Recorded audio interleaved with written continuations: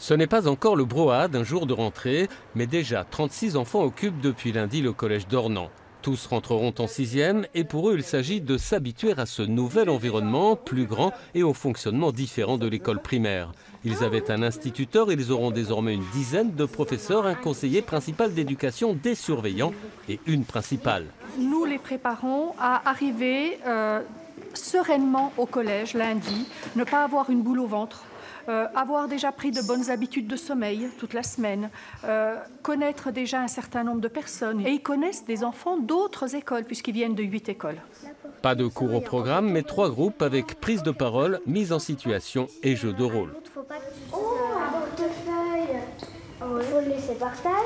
Apprendre à se connaître, vaincre ses petites angoisses. Alexandre était en primaire à Amancet dans une école de village. La semaine prochaine, ils seront 520 dans la cour du collège. Je stressais un petit peu avant la rentrée, mais aujourd'hui ça va déjà beaucoup mieux. Qu'est-ce qui t'inquiétait alors dans la vie au collège?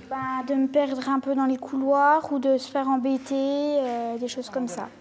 D'accord, on est tous. Ce ne sont pas encore des enseignants, mais des animateurs qui encadrent les groupes, ce qui n'empêche pas de revoir quelques fondamentaux, des mots d'anglais, mais tous basés sur les sentiments, joie, angoisse, peur, appréhension. On est bien en plus en ce moment sur la notion des émotions et pouvoir exprimer ses émotions, et c'est vrai que sur l'empathie aussi.